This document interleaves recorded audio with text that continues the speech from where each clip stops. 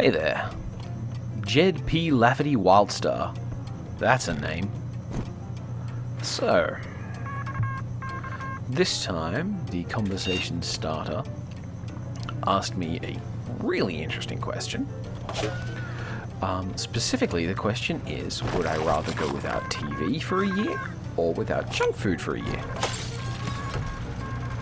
And the reason I find this question so interesting is because both of those things are considerations that I've dealt with.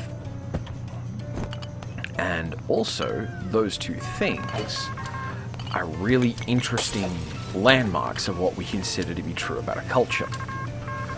So, to give you the most boring, straightforward starting point answer, I have gone without TV for literally years. I thanks to my fundamentalist upbringing, there were periods of time where we didn't have access to television, which was, that was not that odd to us at the time. But also, as an adult, I just haven't watched television. There are at least 2 years where we didn't have a functional television in our house, and I didn't miss it. I just wasn't that into watching that kind of media. Typically speaking, TV's big thing is being convenient and being part of your life. There's this idea by a very clever Canadian man by the name of Marshall McLuhan, which is expressed as the medium is the message. That's like the one of the title drops of media studies.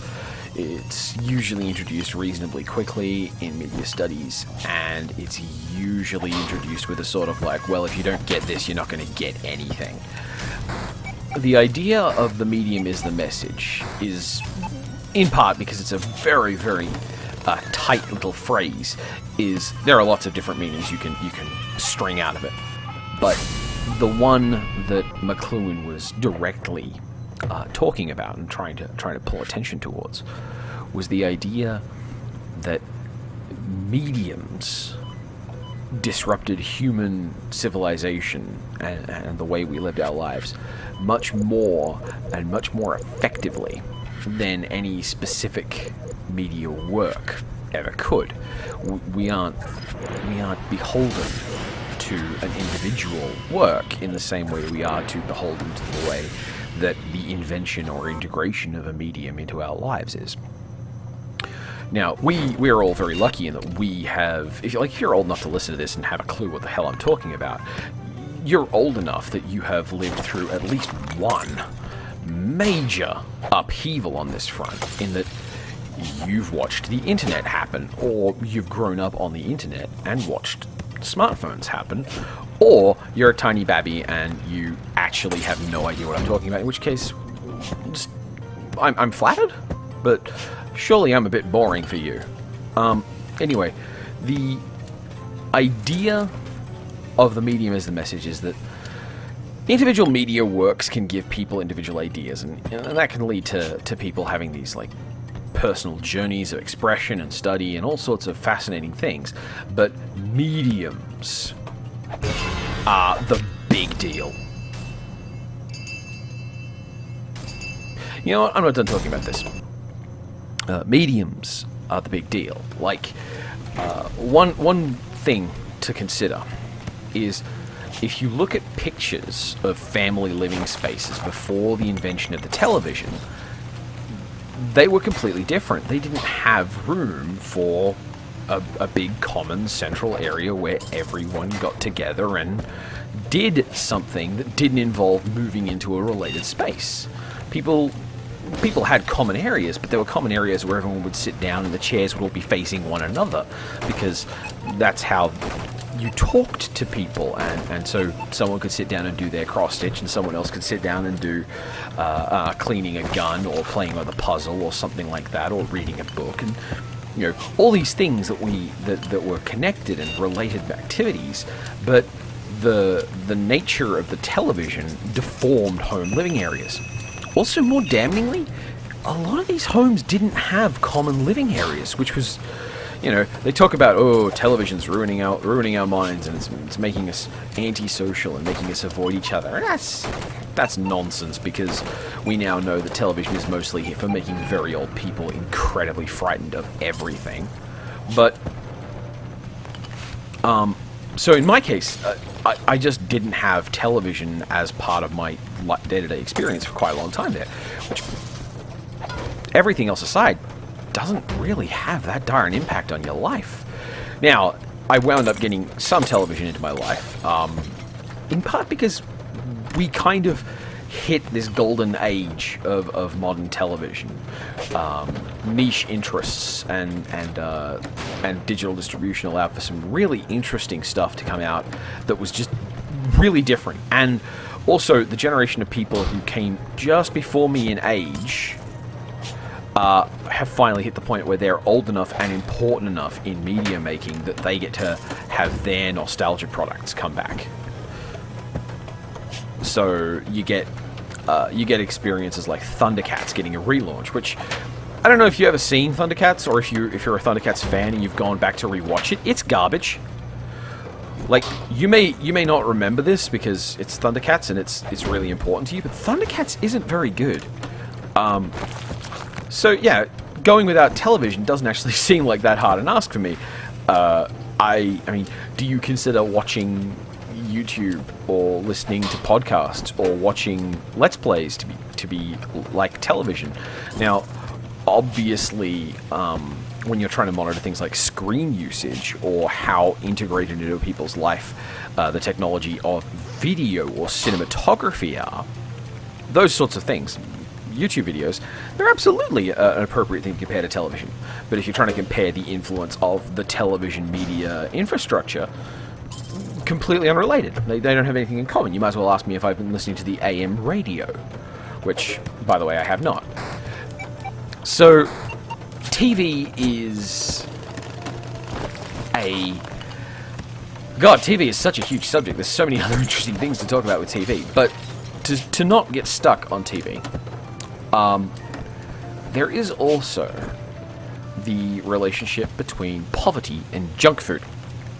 So, I know I'm talking to people. I don't imagine I'm talking to anyone wealthy or anyone who hasn't been in some way poor. But this is just like going to be confirming some stuff that you probably already knew. Being poor, especially when you're growing up, deforms things about you. Some small obvious things, like people who are poor are less likely to have grown up with expensive things. So you're probably less likely to have traveled, you're less likely to know a second language, you're less likely to have had a private tutor, less likely to have in some way broadened your horizons in a lot of the different ways that you can do that. Chances are good the things that really matter to you culturally are things that are cheap. So, if you ever wonder why there's so many leftists who are wrestling fans, that's usually why. Because wrestling is comparative to other indulgent forms of live media, like concerts, pretty cheap, especially at the very low end. But if you're poor, one less noted way that it changes the way you grew up is in what you consider to be good food, what tastes good to you. The most obvious one is that, typically speaking, you want to buy, as a poor person, food that lasts a long time and doesn't cost you a lot. There are some wonderful foods that last for ages, that are not particularly high in salt or anything like that, that nonetheless do have a rather hideous relationship to being poor, because you gotta because it does. If there's this wonderful Greek sausage that will last for 13 years, that doesn't matter, because you've got to be able to afford to buy it up front.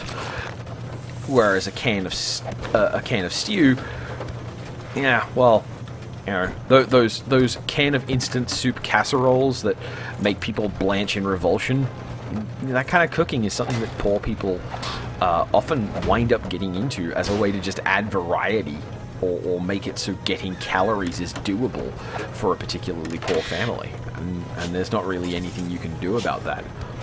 This means that a lot of poor people are conditioned to really like salt.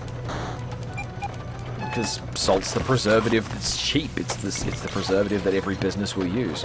So a lot of junk food is really salty, but, you know, salt, like fat, is one of the really flavoursome things. Just means that when you go taste something fancy in an expensive restaurant and you're like, this sucks and I hate it, that's often connected to the fact that it's just way, way more subtle than you're even vaguely used to tasting. You know, it's not any fault on your part, it's just a conditioning thing. And this isn't to say that, oh, you know, being poor has ruined your taste buds forever. Like, that food is just as valid as everything else, and people acting like, you know, an amuse-bouche or vichyssoise is somehow better food because it costs you $45 is, you know, deeply frustrating to me, because I like preparing food, and most of what I like preparing tends to be rich and indulgent and, you know, usually made with fairly cheap ingredients. Whoa! That went rather badly.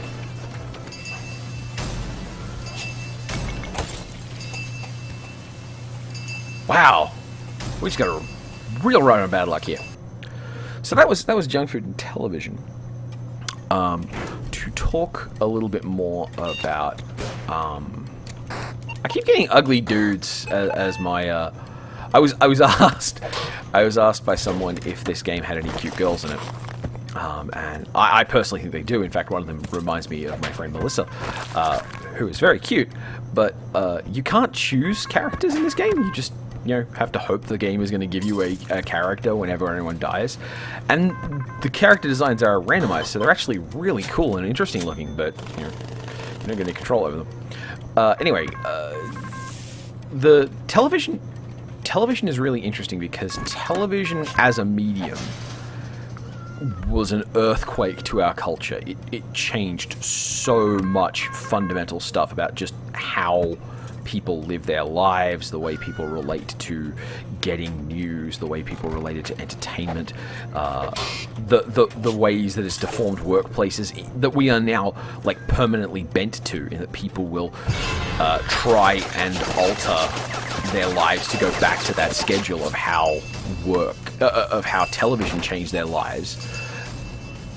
But even though right now it's not necessary, like.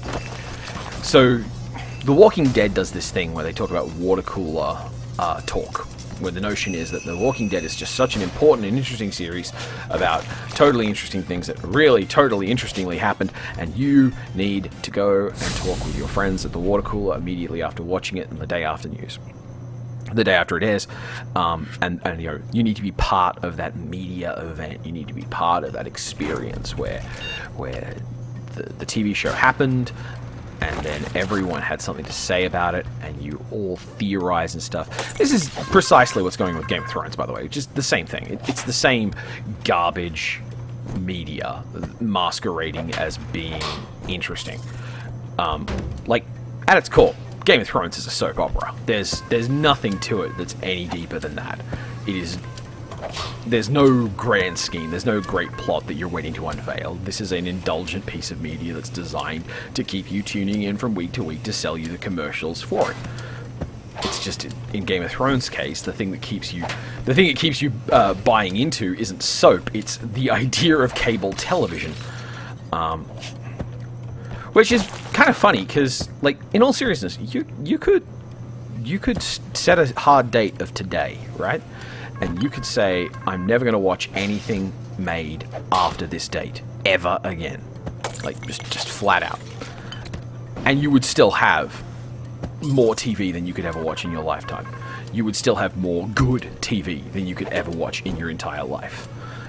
Even if your tastes were remarkably narrow, odds are really good you'd be able to find stuff that you could watch and enjoy, unless you genuinely didn't like television at all. And so it's not like it's a matter of like being included in the best television. It's just that Game of Thrones is happening right now, and The Walking Dead is happening right now. And so you get that moment of, hey, did you watch that show that I watched last night so we can talk about it? No? Okay. Breaking Bad, by the way, did the same thing. But in Breaking Bad's case, there was like a place it was going. Whereas the situation with Game of Thrones is we definitively know that, no, it's not going anywhere. It doesn't have a point. And, you know, that's fine in a way. I mean, there's nothing wrong with media that doesn't matter, or media that's not about a storyline. It does feel like a bit of a cheap trick to me in the case of Game of Thrones specifically, and part of why I'm so offended by it. Like, Game of Thrones does a lot of stuff, right? That honestly I feel that it's kind of indulgently cruel to both actors and like the viewers to do. And it's never doing it in aid of anything. Like, in a story where they bother to get you interested and invested in the personal lives and struggles of a character, to then reveal that literally the entire point of the character was to just die later on in one scene and have nothing happen to their story, to be a footnote in the greater work. That's a little mean-spirited, and I feel that, like, one of the points that people use to hold up and say that this is a good thing tends to hold it up in terms of realism, which interestingly isn't true. So one of the things your brain does is your brain collates information into stories. Stories is how you remember things. This is why everyone, when the time comes to talk about their past, tells it as if it's a story, because that's how we structure memories. So it isn't actually realistic for all the work in the world to be done on these bit part characters who then get forgotten, because if the story was worth remembering, someone remembered it. If the story is realistic and a character dies, that character's death is got to be part of the realistic story, otherwise you wouldn't remember it. There's no payoff to that in the memory. And that's like a really dense kind of logic and emotional intelligence of storytelling kind of point, and it's not to everyone's taste, that kind of thing, I know. But it's still something that really gets on my wick, because the realism defense gets used to all sorts of awful stuff in storytelling, and it's usually more in the vein of, this is the thing I want to indulge in, but I want to act like it's not my fault. You'll find this, by the way, in Dungeons and Dragons campaigns with a particular type of storyteller or dungeon master, where they don't want to act like they're in control of the story. They'll be just like, oh well, I just went where the plot told me to go. Like, yeah, but you're actually a person and you're actually in charge of the plot, and the plot is a story and you're telling that story. So you don't get to pretend that somehow it's just magically appearing under your fingertips and you have nothing to do with it. That's extremely silly. And that's why when dungeon masters do creepy stuff, it's absolutely on them. And that's an excuse that you'll see happen a lot. In particular, one related thing you'll find in queer media is the convenient excuse to do what I wanted to do anyway. The cross-dressing plot arc, or the I guess you'll have to kiss a boy arc, or stuff like that. Like, that is really common in a very particular kind of queer media, where, all the story is really doing is making an excuse for the thing to happen. This is, by the way, one of the things that's really common with forced feminization fantasy fiction, which is someone just really wants to dress up as a pretty girl, but they don't want. But we have done a good job in our society of convincing them that needs to be someone else's fault. If someone does it to me, then it's not my fault that I want to be a girl. And by the way, friends, if you find yourself having that particular chain of thought an awful lot, you might not be a boy. Just saying. You can look into that. There's pills and stuff. Anyway, that's all above my pay grade, but I feel like that particular PSA would be one I'd be very ill-served to forget,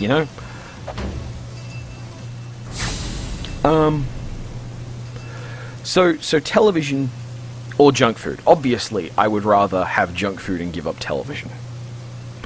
The irony is that television isn't as bad for me. I love junk food. I love rich food. I love fatty food. I love salty food. These are problems I have. And as someone who has body image issues, this is, these things do not dovetail together terribly well. But, in the end, you choose your poison, I guess. And that's one of the other things, determining these ideas as choices, codifying that you are responsible for the things you choose to do. That's important, and it's something especially men are socialized not to do. We're told that, oh no, it's women's fault that we don't understand them, which is, rude, because often the reason we don't understand what women are saying is because we're not listening to them. This is indeed one of the reasons why you'll find a lot of gamers don't understand the women. It's because they're not listening. It's because they're not even trying to listen. It's because they don't care.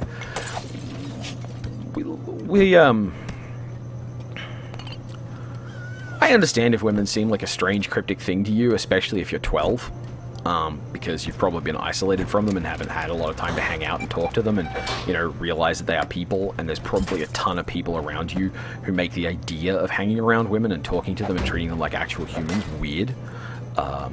But if you're older than that, you probably don't have a hell of a lot of an excuse. Because, trust me, it almost does not matter what you are into, friend and pastime activity-wise. There's definitely a girl out there who is probably totally interested in exactly the same thing and would love to hang out with you and talk about it if you can avoid being weird about it. So, don't give up hope on the friend front. So, one thing about television that, we studied a little bit, and that I then did further study into because I found it fascinating, is who television is for. Now, you're going to find if you watch Twitter, for example, especially in the political climate we're in now, there's a trend where the news, the conventional, tune in on the television news, will do these fascinating pieces on, we went to Kentucky to find a black Trump voter, or something like that, or we did what we could to talk to the white voters who were disappointed by Roy Moore's loss of an election, rather than the black people who turned out to vote against him and ask them why. Now, what you're going to find, broadly speaking, is that television is kind of built for an audience that isn't you. And that's why, statistically speaking, if you're listening to this, you are not audiences for television. Television's audience, by default, is old. And if you're in Australia, I mean old. I mean the youngest the youngest demographic group by channel in Australia are the people who watch Channel 10, and that's the youngest group, and they are in their late 50s. If you're in America, with their millions of cable channels and their more specific and granularized data, it's a little different. There, you're more likely to see a slightly younger age bracket, usually in the low 50s. Like 54 is the last statistic we have from around 2014, and there is no evidence that number's going to hold. Odds are really good that it's actually closer to 58 there now. But the other thing is, that's just like, do you watch TV? What age are you? And that's how they work that particular one out. The statistics on the actual average ages of these people are even worse. It's horrifying. And when you compare it to time spent watching, because we can break down television time by relationship to age. And as it happens, if you're in your 60s in America and you watch TV at all, so you're in the TV watching cohort, you probably watch as much as 3 times as much television as a young person. And that's pretending for a moment that like 4-year-olds and 5-year-olds are actually choosing the television that they want to watch, as opposed to just watching what they're told that they have to watch.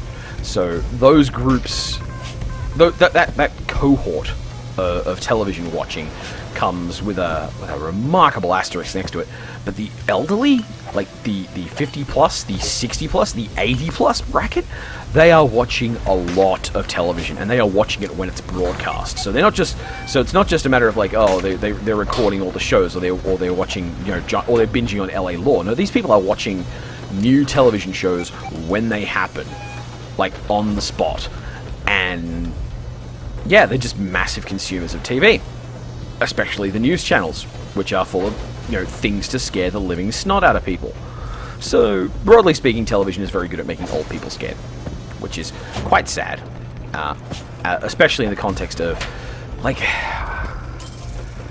I remember when Roger Ailes died, there was someone who remarked, you know, in amongst all the people giving their waxing poetic eulogies of this one complicated and complex figure who had a big influence in American politics, there was this one person who commented that his father had passed away recently, and his death had involved going into his home and finding all the guns and emergency prepper stuff that he had set up, because Roger Ailes' news network had convinced him that any second now Obama was going to come and take his guns, and there were going to be death camps and death panels because of the work of Roger Ailes.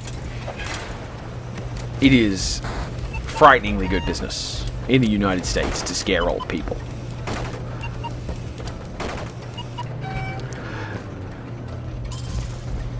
That's not to say everything that happens on TV is miserable. I mean, like, Netflix gets to exist in this weird space because to me, like, calling Netflix television is just wrong. But Netflix is, by all recognizable metrics, a television station.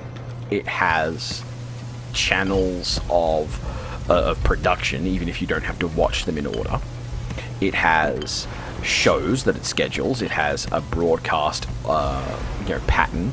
It has syndication and things that come on and go away, and it makes its own programming, and that programming is undeniably of television programs. There's really no alternative thing for Netflix to be. But you know, it's still kind of hard for me to think of it as a television program, because I don't watch it on a TV. I watch it on my computer, usually in a window, usually while I'm doing something else as well.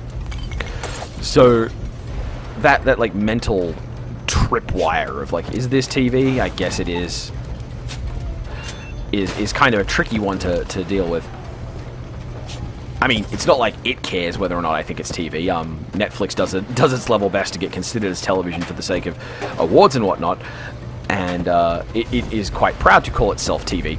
So, you know, clearly they think they're television, and even if they're not, they want me to think that. The net outcome of this kind of thing is like, you know, is and of course, if Netflix is a television station, then is Hulu a TV station, and is what's it called, CW, and all those other related things. And these are not easy questions. I'm not asking them because I think that they're easy, and I'm looking for a simple answer, because I don't think there is actually a simple answer. I think for the most part the answers to these questions are fascinatingly difficult, because you're trying to deal with a clean classification system in a world which defies all such things.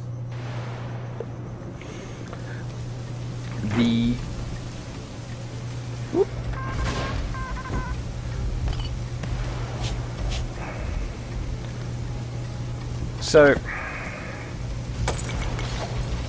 on the note of Netflix, by the way, Netflix is responsible for Voltron, Galaxy Defenders, which is really cool, and I like it a lot.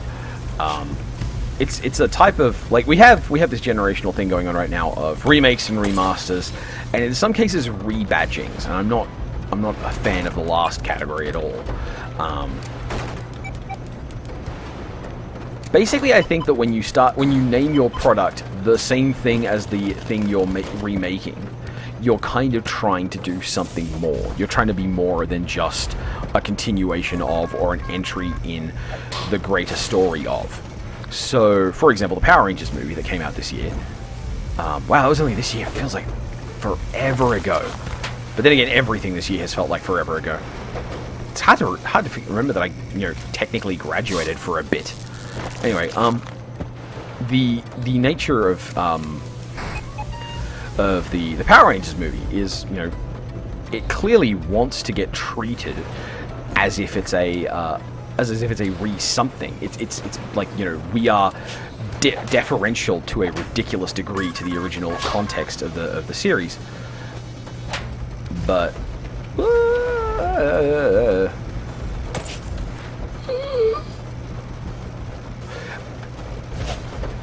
I think that laser beam passed straight over me.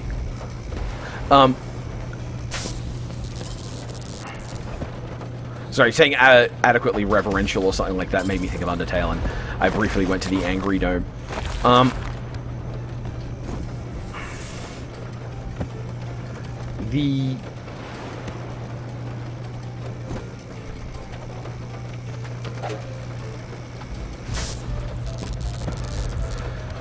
Whew. So yeah, junk food deforms your diet, and it changes. Helps if you grow up with it. It helps to change what you think of as good food, and it deforms your tastes, and that's kind of sad. But at the same time, fancy food is no actually better or worse. It's just usually involves more animal cruelty. Not that cheap food can't be plenty cruel to animals. Don't get me wrong on that front.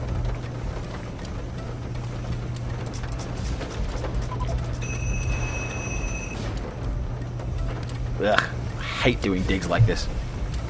But still, if we want all the money.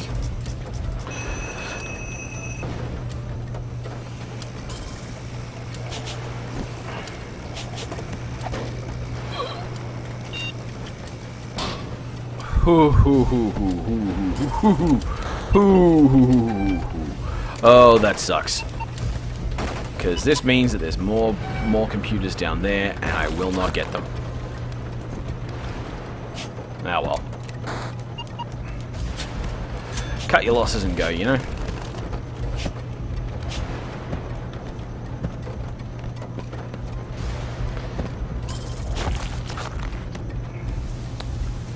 So I think that's a place to pause for now. Raymond Bomb Screw Turner.